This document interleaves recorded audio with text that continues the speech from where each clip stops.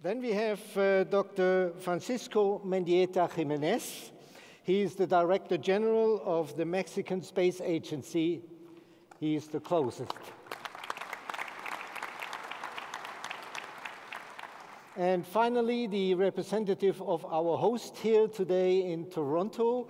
This is General Walter Natinchik, President of the Canadian Space Agency, CSA.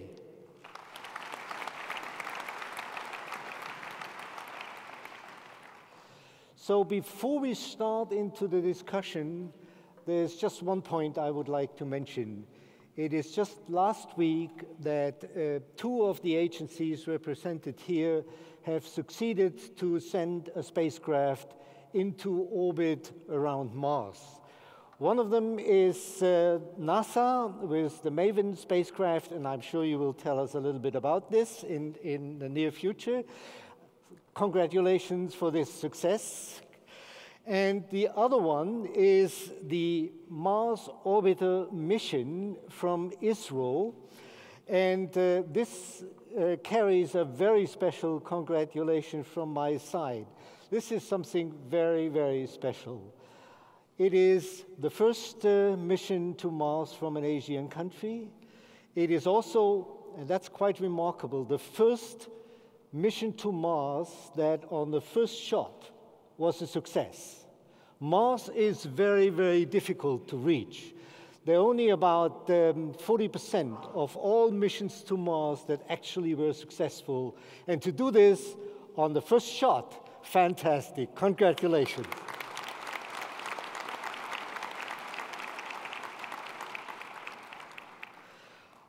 I would like to inform the audience that you can ask questions to this fantastic panel that we have here.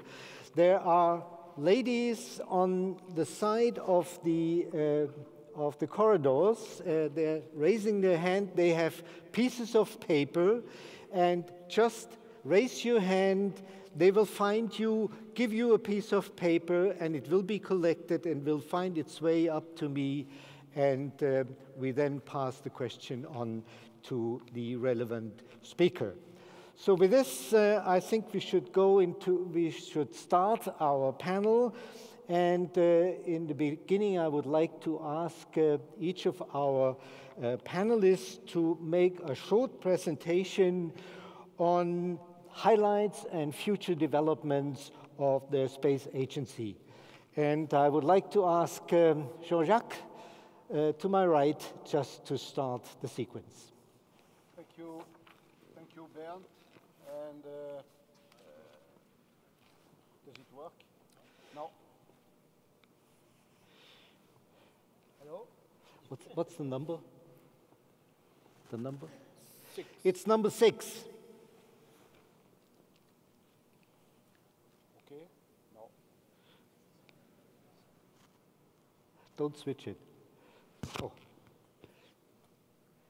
Number 6, can you get it hot? Okay, does it work? No. Hello? Hello? Hello? You know what?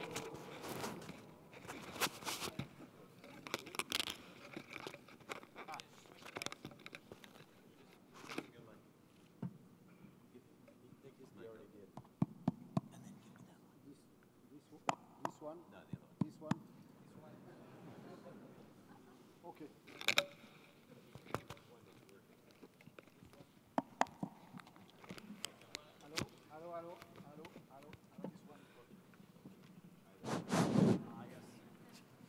Okay, thank you very much. You see what it means, international cooperation. So I think that, so 2014 is a very special year for ESA because this is the 50th anniversary of ESA. We are celebrating this year 50 years of cooperation and 50 years of innovation in Europe.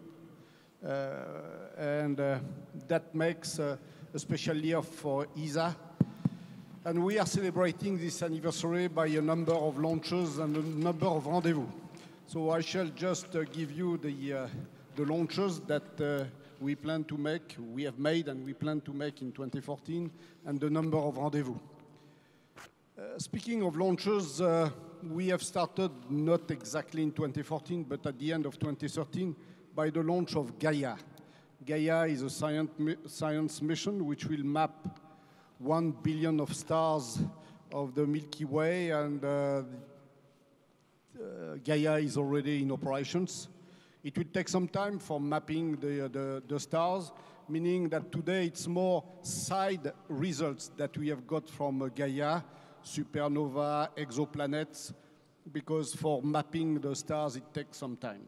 But I have only good news from Gaia. Then we have launched Sentinel-1A, which is the first dedicated satellite of the Copernicus constellation, providing operational services to, for environment and security. And as you know, Copernicus is one of the two flagships of the EU programs, but where the member states of ESA are contributing a lot. Then we had the third launch of Vega, the first commercial launch of Vega, which was a success. And this is the first time in Europe that we have three successful launch of the brand new launcher. Then we had the launch of Alexander Gerst from Baikonur to the International Space Station, and Alexander is still on board the space station. We had the launch of ATV-5 in July, the fifth of the ATV going to the space station. And in August, we had the launch of the two first Galileo satellites of the new generation. As you know, unfortunately, the two satellites were put in the wrong orbit, but we shall make something out of these satellites, and this is a brand new that I can tell you today. This very day, these two satellites have been transferred to the ground control center, meaning that the early operations are completed, meaning that we shall do something with these satellites, but does not question the performance of Galileo, because the system has been validated with the 4 first satellites, and I can tell you that the performance of Galileo are world-class. And an industry is producing now 2 satellites per every 3 months, meaning that the constellation will continue. And later in the year, we shall launch the IXV, which is an experimental re-entry vehicle to be launched with Vega. And when Alexander Gerst will come back from the space station, Samantha Cristoforetti will join the space station under an ASI flight, so it's a flight of the Italian Space Agency, but Samantha is among the ESA astronauts. So as you can see, it's a lot of missions. We have a lot of rendezvous also. I would start by the rendezvous of ATV-5 with the space station. It was a fantastic rendezvous and docking, again without contact. I was told at ATV-4 that making a rendezvous and docking without contact was pure chance. But we had pure chance 2 times in a row, which is certainly a little bit more than chance. So that was for the ATV-5. We have Rosetta. Wake up on the 20th of January, rendezvous on the 6th of August. And as you know, we have chosen the landing site for the Philae, which will land on the comet on the 12th of November. Next rendezvous is the council at ministerial level. It's a rendezvous of ministers to take decisions on launchers, space station, and exploration. And the last rendezvous, which is important, is that at the end of the year, we shall have 2 additional member states, Hungary and Estonia, meaning that at the end of the year, we shall be 22 member states. So as you can see, this is the best way that we can celebrate 50 years of cooperation and 50 years of innovation. It's a lot of launches and a lot of rendezvous. Thank you. I can introduce Charlie, myself. Why don't you go ahead? I will do that. And first of all, let me thank our hosts. Just incredible beginning to what I expect will be a great International Astronautical Congress. And I want to also congratulate two of my counterparts up here. You've already heard Dr. Radhakrishnan singled out because of his recognition this morning, but it is an incredible achievement to have Mom enter Mars orbit. It was great. I said one of the most exciting things about it was to have Maven, through its Twitter account, communicate with Mom to say everything on orbit is ready, you know, come on down. And we intend to continue to work that way. And I also want to congratulate Jean-Jacques. I think most of you know that if the ministerial ever meets, this may be his final IAC as the Director General of ESA, maybe. And I think it is most appropriate that this, which may be his final year, is the year that Rosetta, you know, will actually send a lander down to an asteroid, and we're all excited about that. So congratulations to the two of you. At NASA, we call 2014 the year of Earth. And we are very proud that this year, if all goes well, we intend to launch 5 Earth science missions. 3 of them have already been successfully launched, one in collaboration with our friends at JAXA from Tanegashima. That was the Global Precipitation Monitor. Back in March or so, we launched the follow-on to the failed Orbiting Carbon Observatory, and it was OCO-2, which is now providing data on CO2 around the planet. And then RapidScat, which I understand is right now being taken out of the Dragon trunk and assembled using the Canadarm. So international collaboration is coming through for us, and we're very excited about that.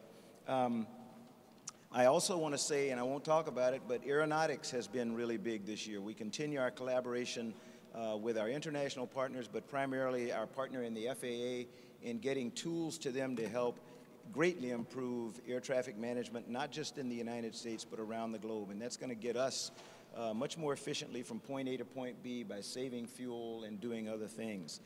Just a couple of weeks ago, I was incredibly pleased to announce that we had selected 2 new partners for commercial space, the Boeing Company and SpaceX, to carry astronauts from, very important for us, from American soil in 2017. That was an incredibly historic milestone, and we're very proud, want to congratulate our partners Boeing and SpaceX on their selection. We also now have 2 partners, I think that all of you know, SpaceX and Orbital, that have been providing regular commercial cargo transportation to the International Space Station for about 2 years now. And that sort of is a precursor of things to come. It demonstrates that our faith in American industry and in commercial space is paying off. And that's a big deal for us.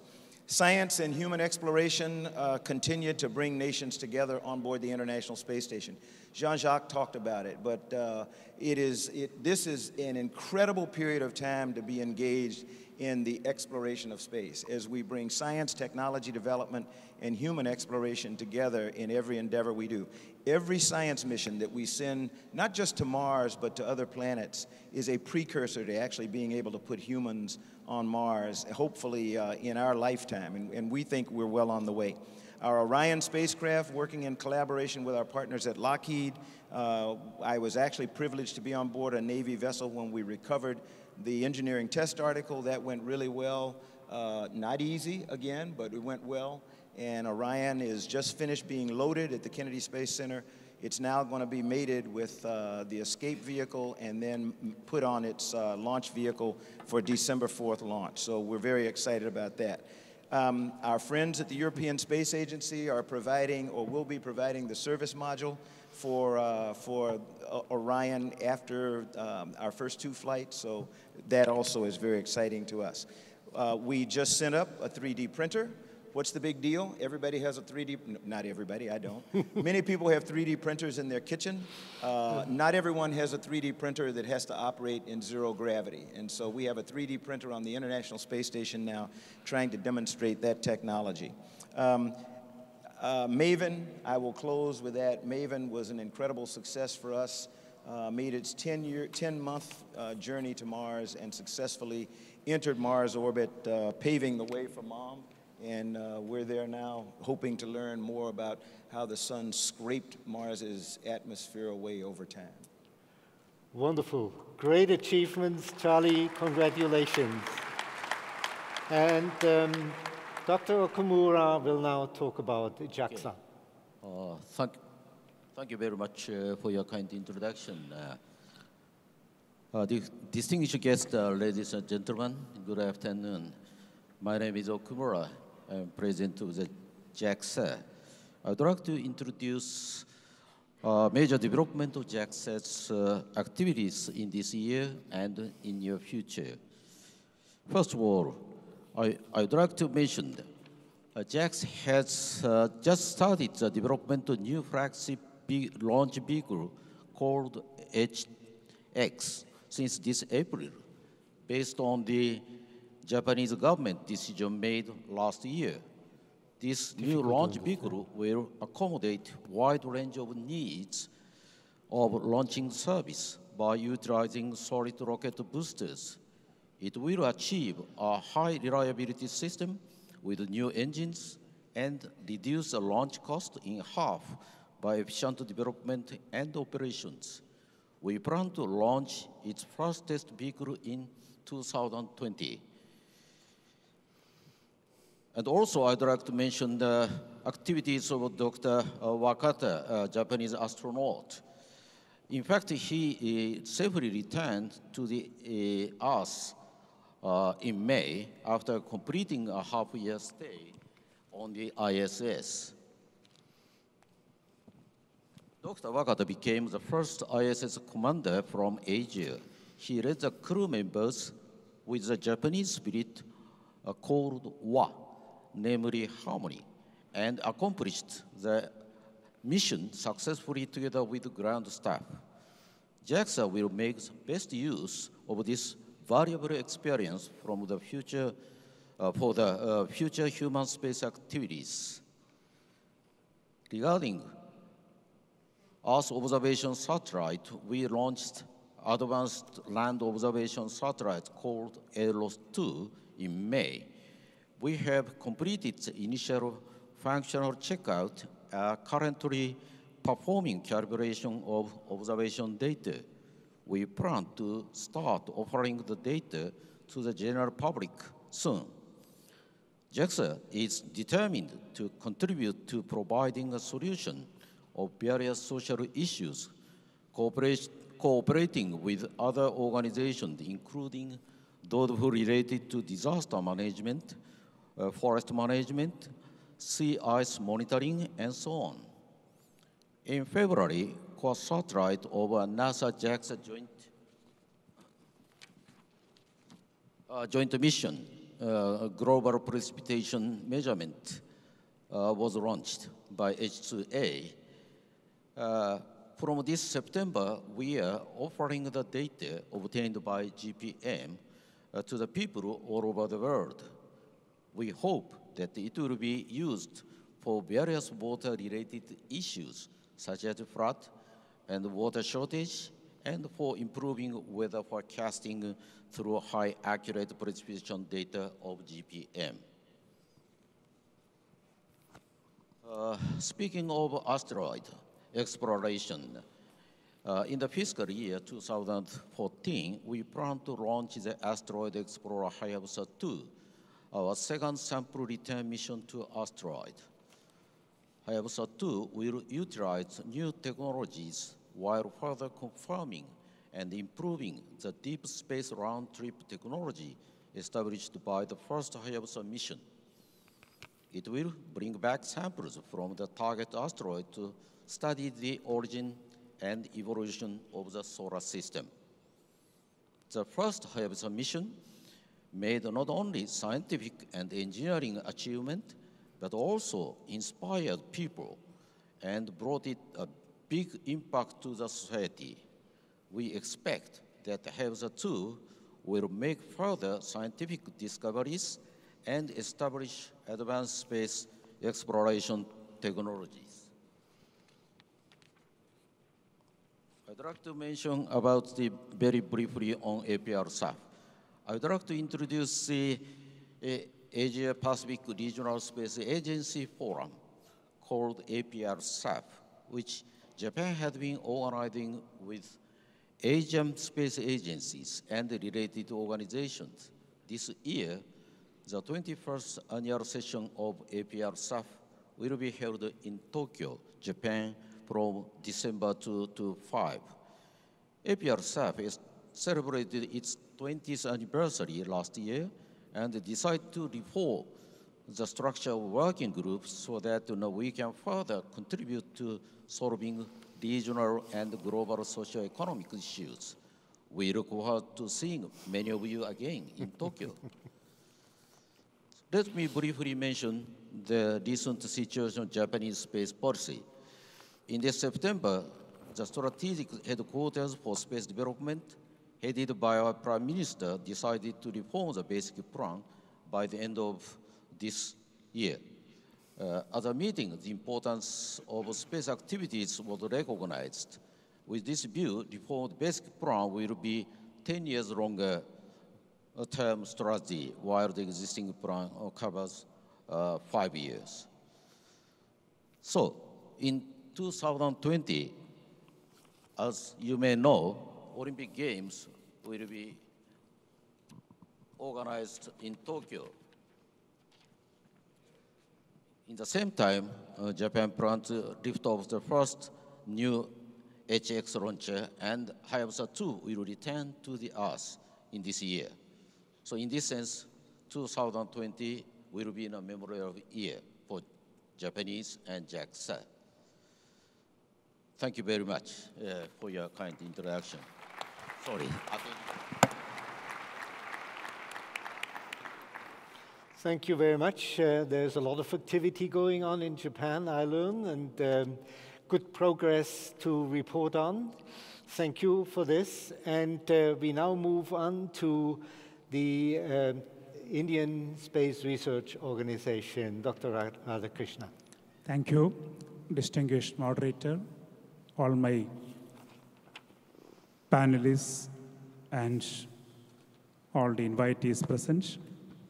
Last year, India made significant progress, and 2 of them are considered landmark. On the Mars orbiter mission, already a reference has been made. I just want to add, it was a historic moment for everyone in the country. It was a technological mission primarily, and we have achieved that, and we give ourselves 85% mark for that achievement. There are 5 scientific instruments. Already 4 of them have been switched on. From the Mars color camera, we got a number of good scenes already. We are working out now what could be the possible observational plan, and at least 6 months of that plan is going to be evolved soon. Another major achievement for us, which is a landmark in technology, was flying our GSLV powered by the Indian cryogenic engine and stage, and that was done very precisely. This enhances India's capability for putting 2.10-ton communication satellites into geostationary transfer orbit. We are in the final phase of the development of the next launcher that could enhance this capability to 4-ton to GTO. In the next 2 months, we are going to have the first experimental mission of this vehicle to study the atmospheric phase of the flight, and the vehicle is already in the vehicle assembly building, going through the final integration phase.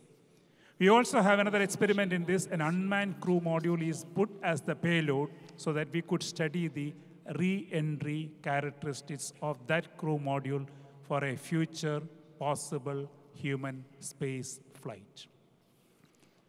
Navigation satellite was another area where we ventured into. In the year 2013, we had the first satellite, IRNSS-1A, put in the orbit. We had extensive testing of that satellite in the orbit. Everything is working well, and we have started the production and launching of the next set of 6 satellites. There are 2 already in the orbit, and the 3rd one is going to go to orbit on October 10th, and the next ones would follow. Last year, we also launched 5 satellites of foreign countries, including the Spot 7 satellite of France, a satellite for Germany, 2 satellites for Canada, and 1 for Singapore. And today we have got a constellation of 10 communication satellites and 12 Earth observation satellites. Space applications is the main focus of Indian space program. Currently, there are 60 central government departments who have put in their clear requirements of services using the communication satellites, remote sensing satellites, and the upcoming navigation satellite system. The 4 disasters we handled during the last 1 year. First one was in October, the Philin cyclone, where the satellite data could help the India Meteorology Department for advance warning. There were 3 more, they were also handled well. Time permits, I could describe that later. Coming to the future, in 2015, we are going to see the AstroSat, a much awaited multi-wavelength observatory in space with X-ray systems as well as the UV systems there. And we are also going to have the Chandrayaan-2 with Indian lander. We are going to have an Aditya mission to study the sun with a complement of 6 instruments, and this would be put in Sun-Earth Lagrangian point 1. In the area of communication, we are enhancing the capacity and capability, and within the next 5 years, we want to have a high throughput communication satellite of 100 gigabit per second in the orbit. And we look for international collaboration in this area. In Earth observation system, we have a good constellation, but we are enhancing that to get into 0.25 meter spatial resolution. International cooperation has been the key to our programs, and I'm happy that we are working with NASA for developing a synthetic aperture radar satellite with S-band and L-band payloads. I also acknowledge the support given by NASA for the navigation and tracking of Mars orbiter mission. Thank you very much.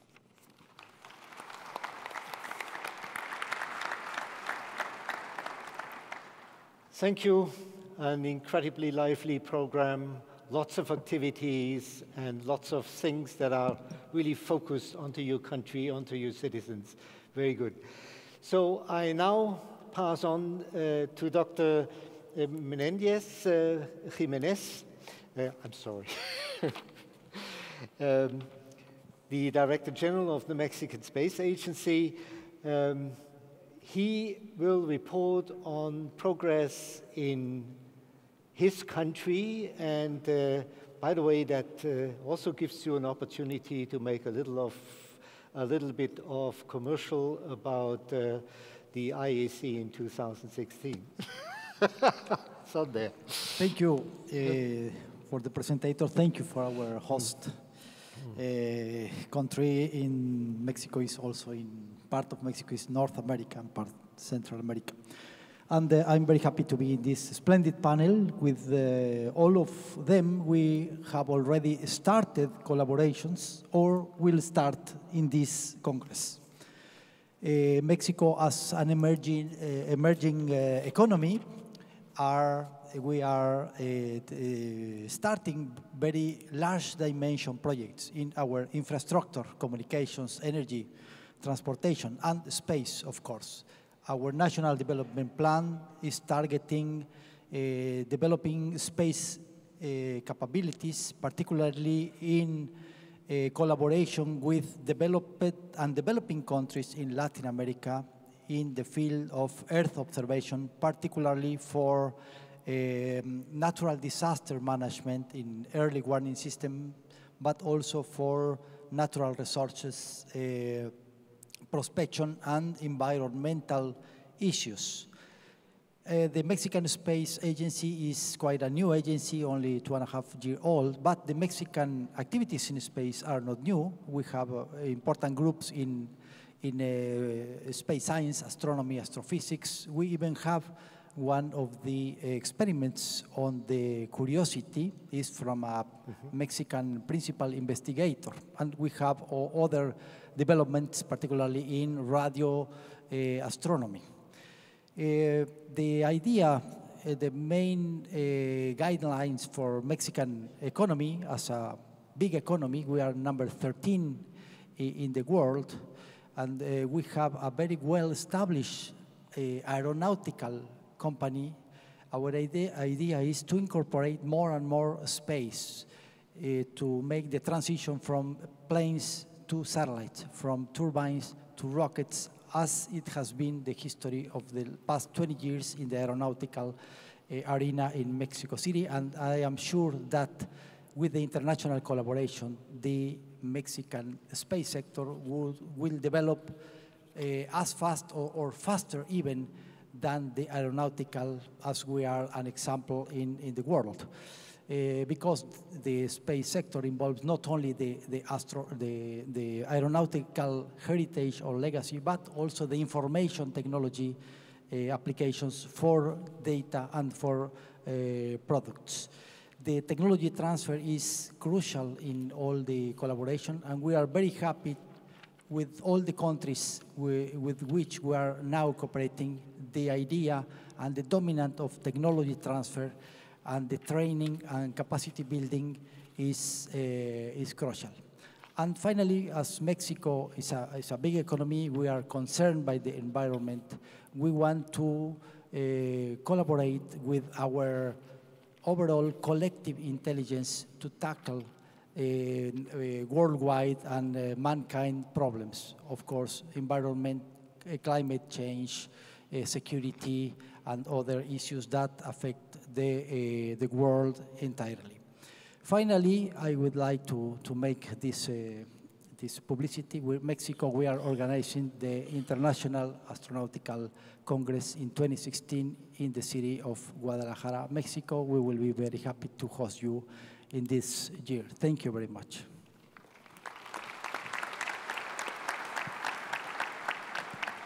Thank you.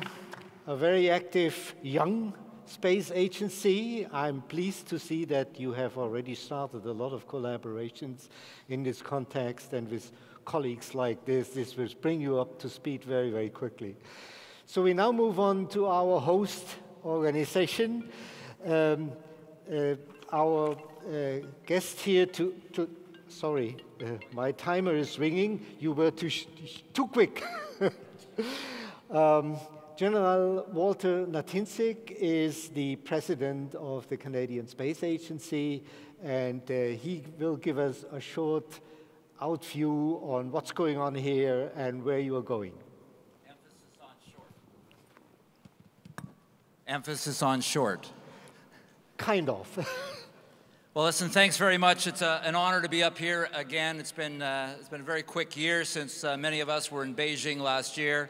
It's an honor for me to be up here with this esteemed panel, and I want to add my own congratulations to my friends in NASA and ISRO for the extraordinary achievements. From a Canadian Space Agency standpoint, we're an enabler to really all of these agencies, and very proud to be a partner on numerous projects across the board. Since last year when we last met, we've had a very active and I think a very fruitful year at the Space Agency. Beginning with the launch of our Cassiopeia mission last fall, but then getting into some heavy policy work. We put out on the street, the government announced a space policy framework, which came at a timely point. You know, this morning you saw Jeremy Hansen and David St. Jacques, who I thought did a tremendous job on that stage, didn't they, folks? Did a great job out there. In the true tradition of great astronauts before them, like Charlie Bolden, like Chris Hadfield, I think they have that great spirit to inspire generations. But Jeremy made a point that, you know, it was 52 years ago today that Canada launched its first satellite, Alouette 1. And this year we mark our 25th anniversary of the Canadian Space Agency. So I guess we're not that young, but we're teenagers, I guess, across the board. But we laid out a space policy framework which was really important in terms of determining how we move forward, and it came up with 5 principles. First, focusing on Canadian national interests, the idea that Canada needs more space for its sovereignty, its security, its safety, this vast country of ours. Second, that we are going to enable the success of the private sector. And I'm thrilled to see so many of the 200 Canadian companies here in this room. That we're going to work on partnerships. Again, the CSA doesn't have its own launchers, so we rely on all of our partners in terms of getting this Canadian innovation into space. And then excellence in innovation, recognizing there are 4 key areas that Canada has really extraordinary expertise, and that is synthetic aperture radar, satellite communications, optics, and robotics. And again, every time I hear about Canadarm2 doing a great job, just so proud. And the 5th principle is this idea of inspiring that next generation to fill this room and to be up on this stage and to go into orbit in the future. And that's what I guess David and Jeremy did so well this morning. Anyway, thank you so much for coming to Toronto. Thank you for being here. And as you walk around Toronto on these beautiful days and you think about buying some property, I would recommend you come back in January when there's 2 feet of snow and then decide. But we are just so thrilled to have you here in Canada. Thank you so much and hope you have a wonderful stay. Thank you.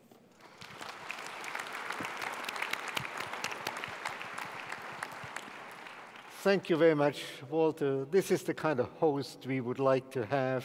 A nice welcome, a wonderful setup, a beautiful opening session. It was really very, very impressive. And a wonderful place to hold our Congress here. And we'll come back in January to see the snow. Thank you very much. And I would like to remind the audience, you can still ask questions. I have already quite a number of them here. But if you want to ask questions, please address our helpers. Talking about helpers, I think I need some support now. I'm sitting here with 6 gentlemen, 1 lady sitting in the background. I think I need more female support. And I now would like to call on Victoria Alonso-Perez. Victoria, please come up here.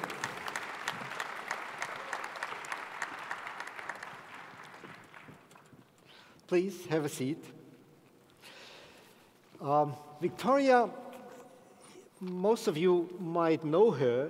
She is the chairman of the Space Generation Advisory Council that had its meeting, its SGC, just the preceding days. And she really has contact to the young generation. The SGAC, the Space Generation Advisory Council, advises the United Nations on questions of the young generation. So she is the one who can really ask those questions that us old people don't ask anymore, because first of all, we forgot about them, and second, we think we know everything anyway. So welcome here, and Victoria will support me now in asking some questions, and I will start the round of questions now by, this is a question that really burns on my heart. We have Mr. Radhakrishnan here with his fantastic mission, Mars orbital mission. There's one point nobody yet talked about today, and that's the cost of this mission. I understand you've been able to send a spacecraft around Mars for $74 million. This is so unbelievable. Maybe you have a message to your colleagues how to get mission costs down. What you said, there are 2 points. One is the cost. Second one, the time that we took from concept to fruition, which is approximately 4 years. Sorry? And the precision that we achieved in finally getting into the trans-Mars injection and the orbit insertion are of very high order. We took what we have, the PSLV vehicle, and used it to the maximum of its capability. We use the spacecraft fuel to go up into the orbit from where we can start the trans-Mars injection. So there we replaced a very powerful launch vehicle system through this novelty. And in that process, we also checked out all the autonomy provisions that we have given to the satellites. This is one aspect. The second, the philosophy that we follow in India, in ISRO, of modularity. That is, take from one vehicle the proven stages and subsystem and adapt them to the next vehicle or the satellite system. Time was 4 years, and our people worked almost on 24/7 basis. We did not compromise on any tests. And finally, when the spacecraft has worked so well now, is an indication that the tests have gone well. So I would say modularity is one major reason for our cost reduction and the time reduction. And of course, people putting all their might to ensure that the first available opportunity of November 2013 is availed. So you take the next question. Thank you, Mr. Thank you very much. I have looked here at the questions that are coming in and noticed there is quite a number of questions that are very concerned about the fact that we don't have our Russian and Chinese colleagues here up on the stage. Let me assure you, this is not our intention. They were foreseen to be here with us. They have been with us in the past, and they will be with us in the future. It is just unfortunate due to problems, especially in the visa area, that we couldn't have these delegations here today. And I apologize for this, but it is by no means that, for example, I have here a question there's, how do you want to succeed talking about global space cooperation without involving the representatives from Russia or China? This is not our intention. Just to make that very clear. And with this, please, Victoria. Okay. So my first question goes to Mr. Bolden.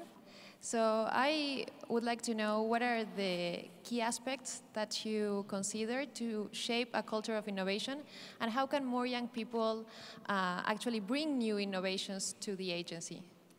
When you talk about innovation in the U.S., we have actually reached out dominantly to your generation, to be quite honest. We do things today that we didn't even know about years ago when I was in the astronaut office. For example, we don't do an event, a launch or any other event, without having what we call a NASA social, where we utilize social media to help us tell the story of what we're doing.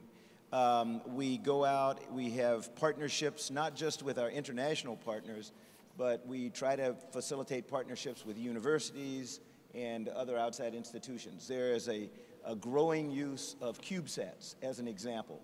CubeSats that are being built, planned and built by kids as young as high school students. So these are some of the ways that we're looking at innovation. We're looking at ways to take advantage of lessons that we learned on previous spacecraft to modernize the ones that we're getting ready to fly. If you look at our Space Launch System, the Heavy Lift Launch Vehicle and Orion, we're trying to take advantage of what we learned with the shuttle program.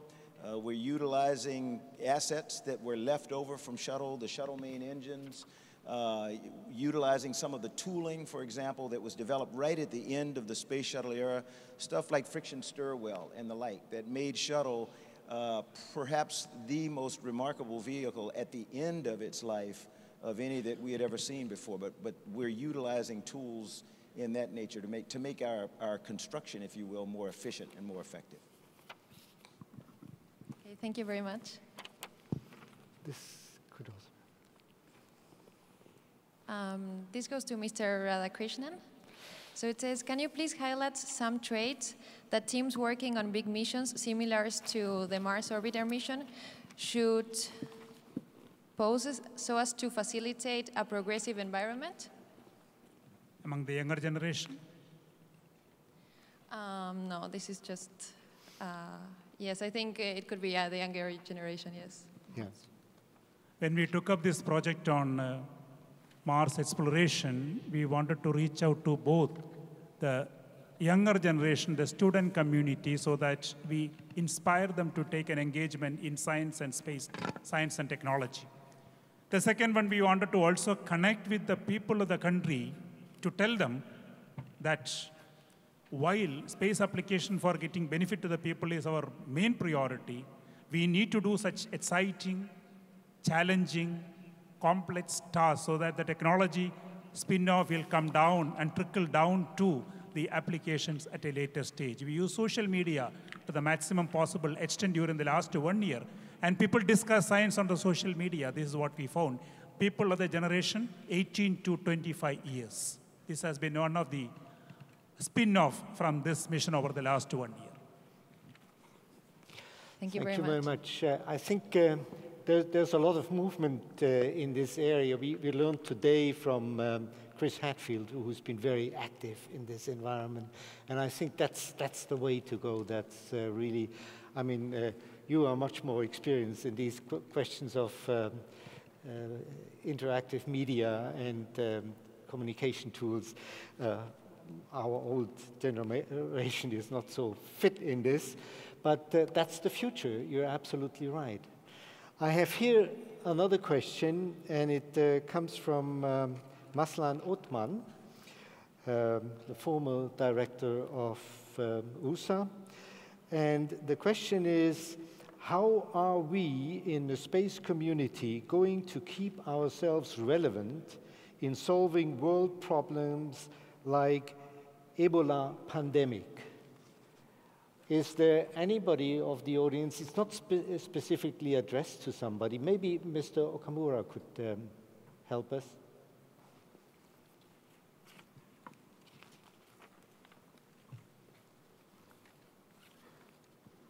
If I talk about what I think we're even more relevant today because of things that are happening around the globe that require interconnection of different societies. When you look at the work that's been going on in West Africa with the Ebola virus, NASA had actually been involved years ago with trying to help understand how the virus spreads. What are the environmental conditions? Drought, flood, and there are theories that it follows on a cycle of environmental things. So the one thing that is so important about 2014 being the year of Earth for NASA is that we have to understand our planet better. And we have to become active in doing things to reverse the tide that we see, whether it's in disease or famine or anything else. And we are now able to pass data that come from spaceborne assets that help people do things to stem that tide, whether it's dealing with how do we get fresh drinking water to people, how do we help people learn how to irrigate their fields better. That all comes today from spaceborne data that just makes it possible to do things that were unheard of before. A farmer furrowing a field with straight lines. I grew up in South Carolina, and you'd go out to, I did not grow up on a farm, but you could go out to a farm and you would see the furrows kind of wandering across the countryside. You don't see that anymore. And it's because they're using GPS navigation, and it's on the tractor, and the farmer says, I want my furrow to be this wide, and I want it to be this much room in between, and they put it into the GPS, and pow, the tractor goes off. So we must remember that almost every technological asset that's used today has its basis in some spaceborne origin. So I think we have a critical role to play, whether it's in fighting diseases or in feeding people. Thank you. Thank you, Charlie. I think that's a real vision, and that's the way it should go. This is how we can really have an impact on the world and the world health. Here's a question which concerns the future of ISS, and we learned that Japan, with its very successful Kibo laboratory, is has a continuing interest in ISS. Here's a question which is quite interesting. It comes from somebody who calls himself Alumni 2014. And it says, what do you think will be the major international space mission once the ISS is completed? Another Earth orbiting scientific platform or moon science laboratory, for example? What are the major obstacles to address and complete such missions? The last part I don't quite understand, but the first part, maybe if you could give us your view on this. Okay, thank you very much for your question. In fact, now we are very proud of joining the ISS program. And also now we have, we are very proud of our, you see, Commander Wakata. And we have produced a couple of research activities in Kibo, producing useful data. Something like, you see, material science and even drug design, medicine design. So I think, you see, ISS is quite a useful tool, in a sense, tool for science and technology in the future. In Japan, the government has decided to join, you see, this program up to 2020. And on the other hand, the US proposed the extension to up to 2024. But in Japan, Japanese government has not decided yet whether or not he approves the extension. Discussion will be occurred from now on. By the time to 2016, when we have a second ISF meeting in Japan. So, but the program we have is that you see the operation of Kibo needs a fair amount of money, budget. So how can we do effectively or efficiently? That is our very serious question, problem. We have to tackle that. Then if we succeed in solving this kind of program, I think Kibo will be the further worked in the future, more than 2020. But conclusion has not yet at the moment. Thank you. Thank you very much. I think that's a very interesting view into the future. And I would now like to pass on to Victoria again. So this question comes from Osan Kara, a PhD student, to Mr. Dordain. So what will be the commercial and corporational benefits of Ariane 6 in the 2020s?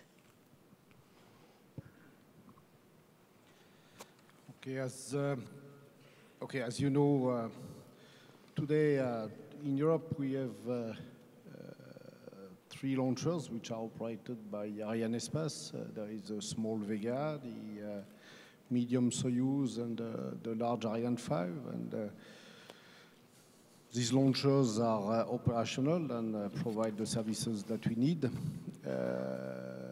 Now we have to prepare the future, and the future will rely upon a family of launchers. The problem today of Vega, Soyuz, and Ariane 5 is it's not a family. It's 3 different launchers, and there is very little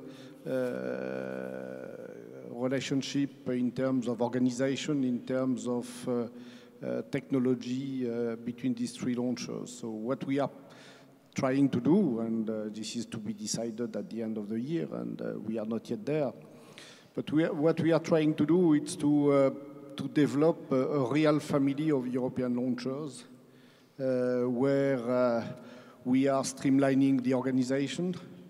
We are using the same elements on the family of this launcher.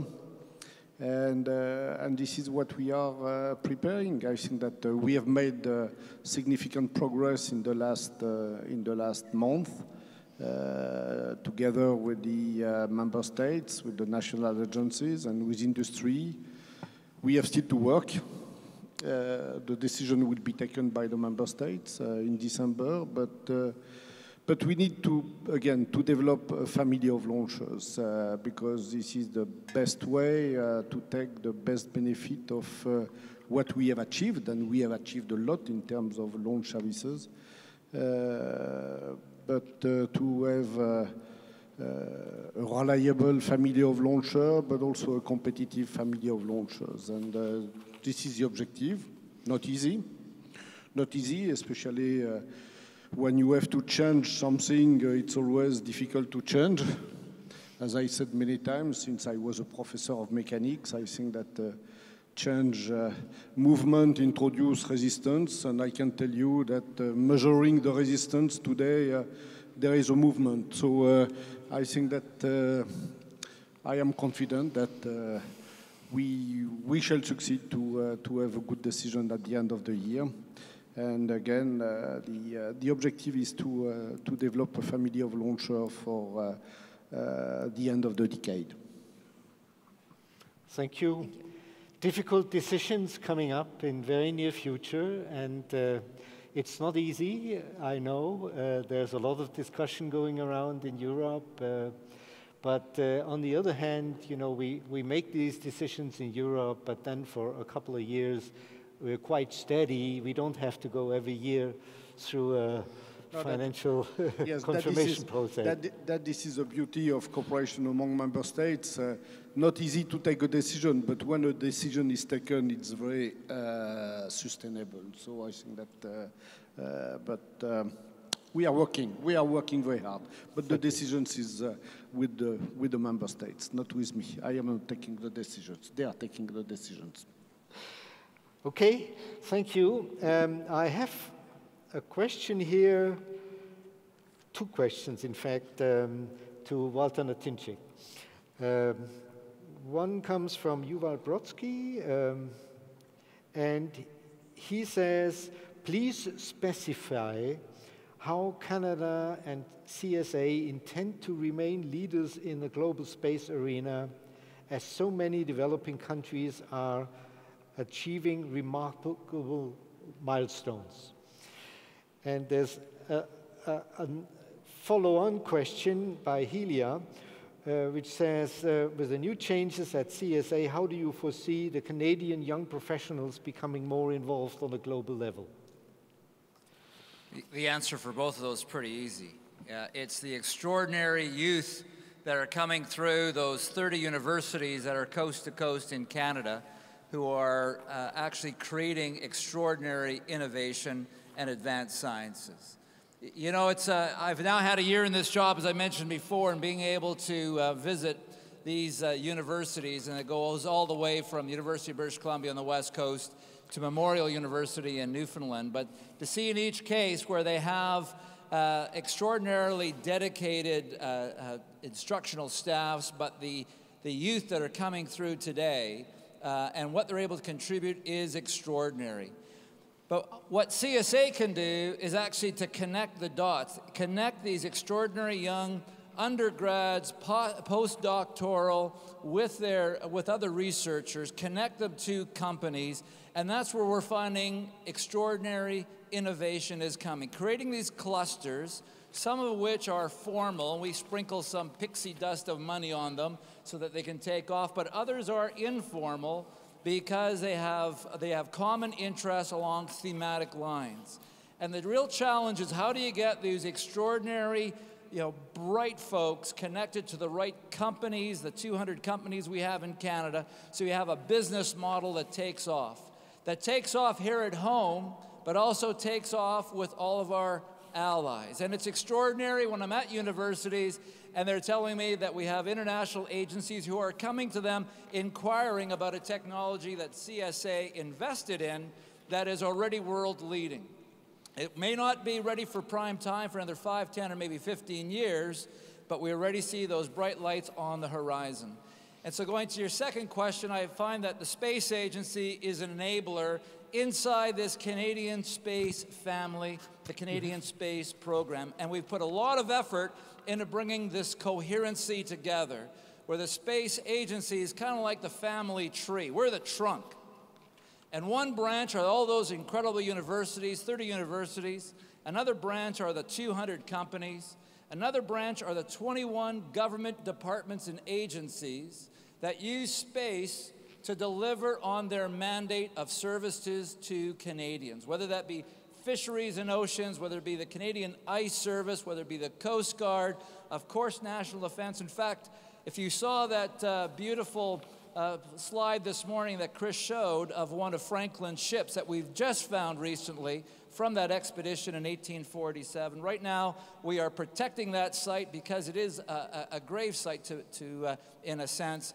We are protecting that site with RadarSat-2. And the last branch are the provinces and territories of this nation who again use space to provide services to all of their constituents. Thank you. That sounds quite encouraging. I hope it will really get the young generation lively involved in Canada. There seem to be some reservations from the questions that we just received, but that, I think, is an answer that hopefully satisfies these questions. Yeah, please. So yes, I just wanted to add to what you said, that it's actually really great what you're doing of connecting students to the companies. Sometimes that's very hard, and not just students, but also the young entrepreneurs that can be difficult at sometimes, so it's fantastic. And here's a question from James from my university. It's actually for anyone that wants to answer. It says, what advice would you give to a young professional from a non-spacefaring nation who will be meeting government officials after the IAC to ask them to invest money in space? Okay. Yes? Yeah. Yes. Immediate. Yes, that's advice to a young scientist or young engineer. That's very important. And that's one of the main issues the society is expecting from us. Of course, the advice is to the young people in the interactions with his employer or her employer, or politicians or decision makers, that the world is no longer a linear line of thought. We have to be innovative. We have to think in jumping several stages. I always mention the Indian lessons that you can gather, you can manage to jump directly into the information society, into the knowledge society, using the IT tools, IT facilities, and IT developments of the world. In the case of Mexico, as an emerging economy with a population bonus, we have a lot of young people.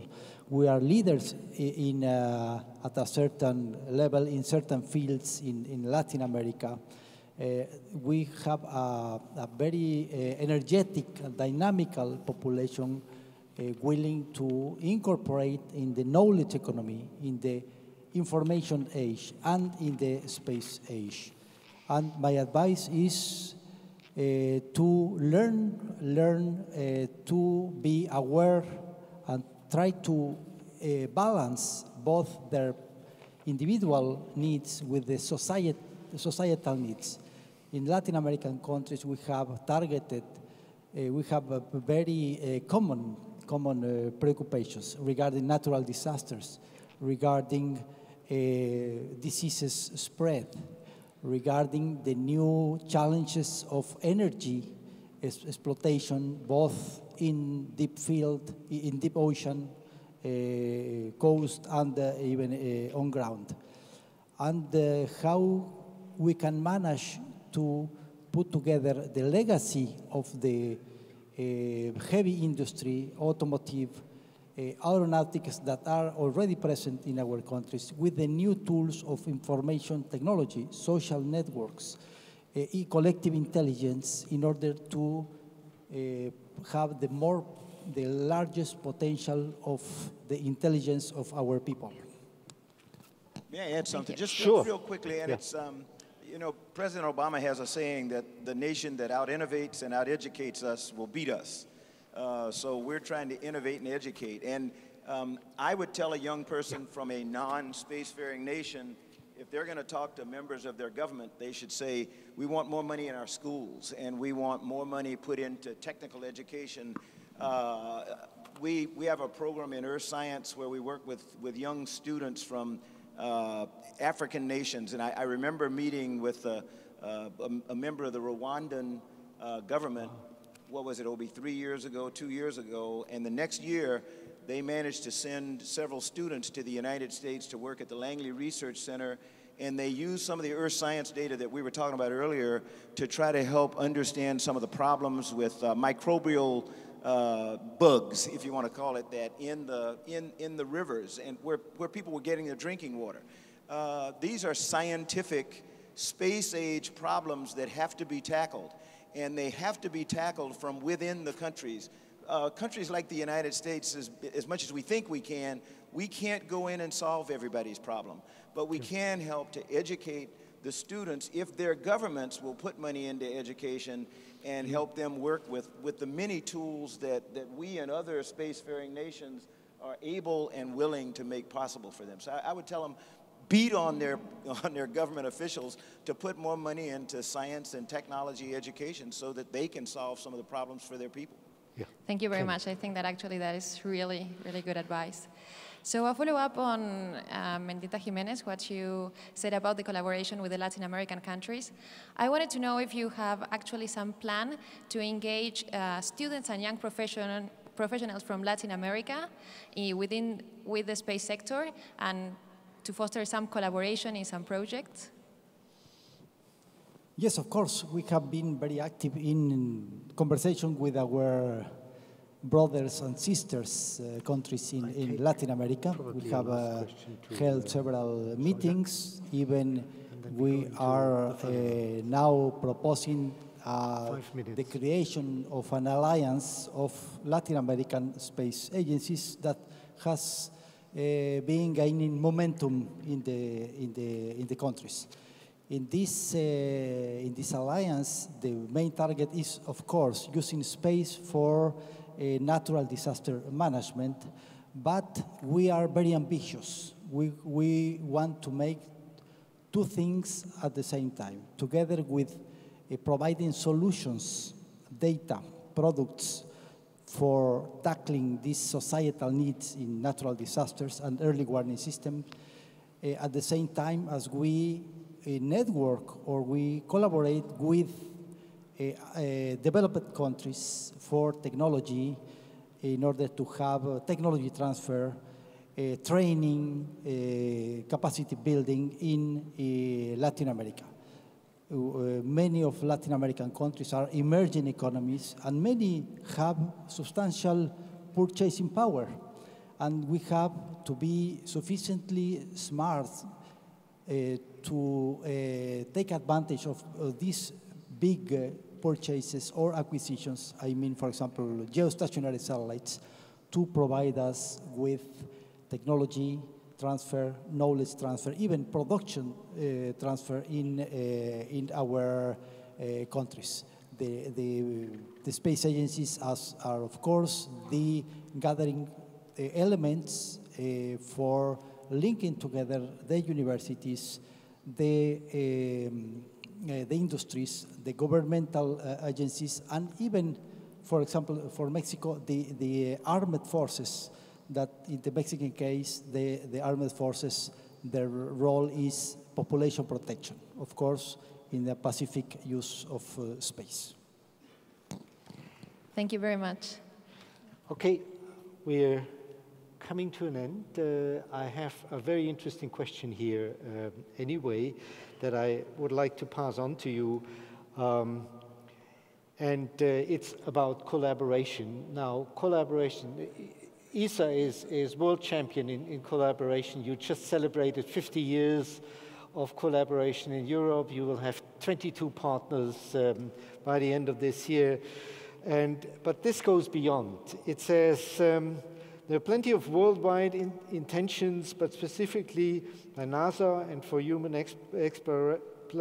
exploration beyond low Earth orbit, there is no firm political decision. When do you expect such a declaration, possibly along the lines of President Kennedy's speech for Apollo, to occur for exploration? Okay, yes, you are right. I think that ESA knows what it means, cooperation, and we are cooperating every day among 20 member states these days, but also cooperating with each of the member states also, and cooperating with international partners, and cooperating with industry and so on. So we know what it means, cooperation, and Charlie knows that. I always say that it's always easier not to cooperate. Cooperation is difficult. I would not like to give the impression that it's easy. You are all invited to a council of ESA just to understand what means cooperation. And so it's difficult, but it's very successful. And it's, the success of cooperation is much more sustainable than the success of competition. So, but on the other hand, cooperation does not mean that we have all to do the same thing at the same time. And this is where I think that you say there is not a President Kennedy, but I am sorry to say that we are doing today much more than the United States was doing with the Apollo program. We are several partners going to the moon. We are a lot around Mars and on Mars. We are cooperating on ISS, so there is a lot going on exploration. And I would not like to give the impression that we are not doing anything in exploration. We are doing a lot.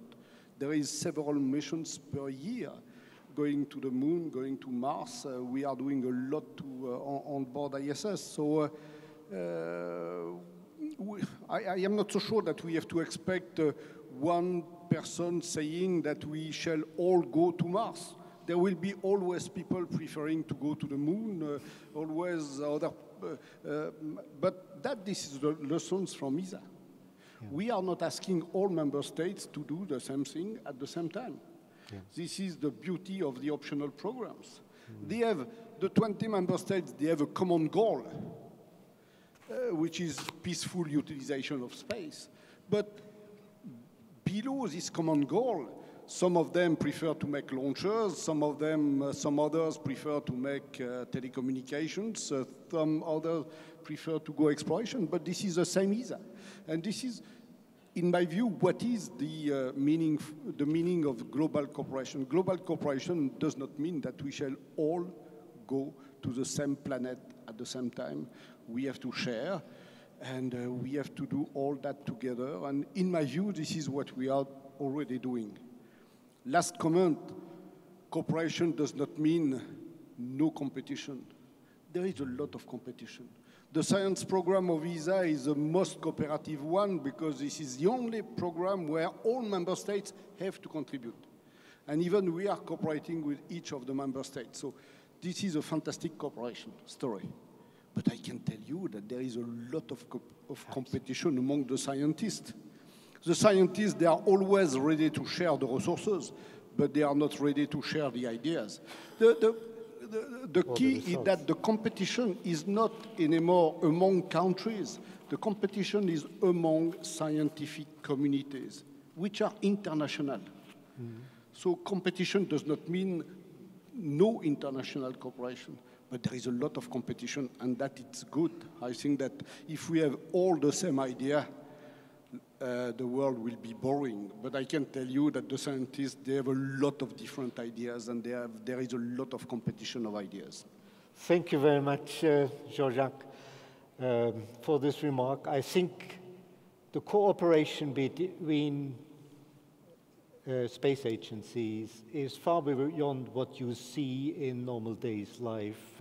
For example, with the International Space Exploration Coordination Group, where all these agencies are involved.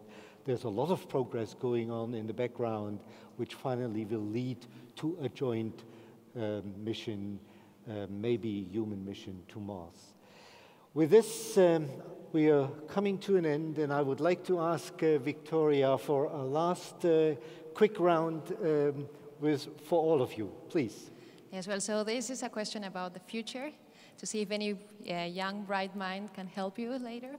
And it's, what is the biggest challenge of your space agency within the next 10 years? Can we start with our host? Within the next 10 years, it's actually understanding the wealth of innovation that is out there today. Those bright scientists in the labs, and trying to capture that, and how quickly can we get it up into space. That is a challenge. Okay. Thank you. For Mexican Space Agency is, of course, selecting a very specific niche of activity in which the collaboration with our partners, both developed and developing, can be of interest. And Mexico is ready to invest, even to go beyond a simple buy and sell space products. And I think at the end of the day that will be a win-win condition, even if the developing countries have to pay more for that. Because if getting the knowledge is expensive, of course, but not having any knowledge at all, at the end of the day, becomes more and more expensive for developing countries. Thank you very much. Understanding the Earth as a total system itself continues to be a challenge, the environment and the climate change on one side. And our future goal of getting into the habitable planets, Mars and Moon as an intermediate part, together is another challenge. Thank you very much. Mr. Okumura?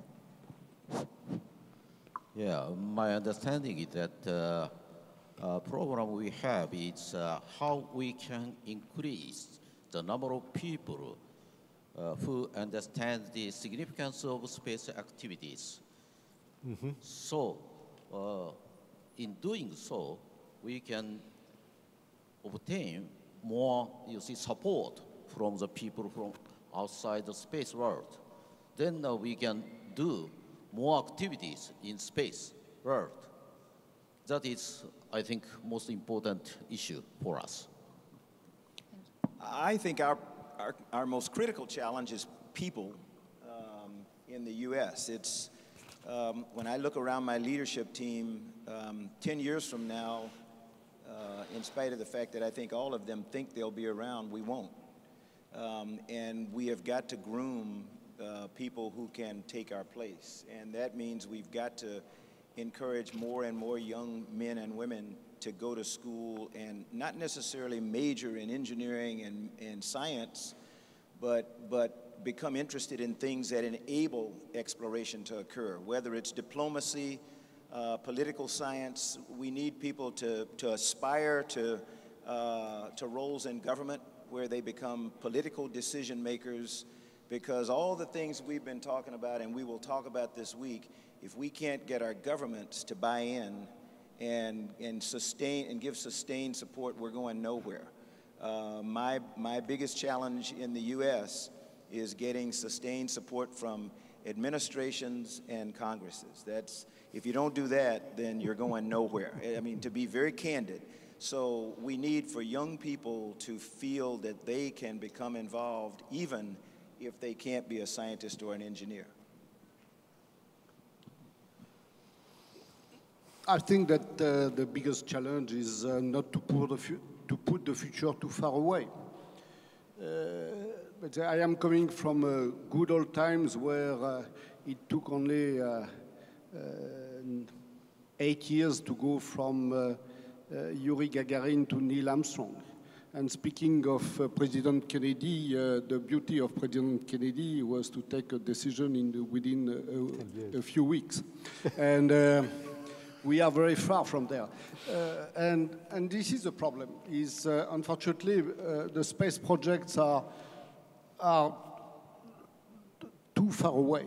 And I think that the best way to attract the young people, Charlie, is to try to have projects which are not in 15 years from now, but in 5 years from now. Because I think that they are much more interested by projects which have 5 years of duration than 15 years. So this is the biggest challenge. Yes, we have to try and put the future not too far away. This is the best way, in my view, to attract the young generation. The future not too far away. That is the final word. With this, I would like to thank all our panelists for this very interesting discussion you had with the audience. I would like to thank the audience for its active participation. And finally, I would like to thank my charming co-moderator for helping me in this difficult seat up here on the stage.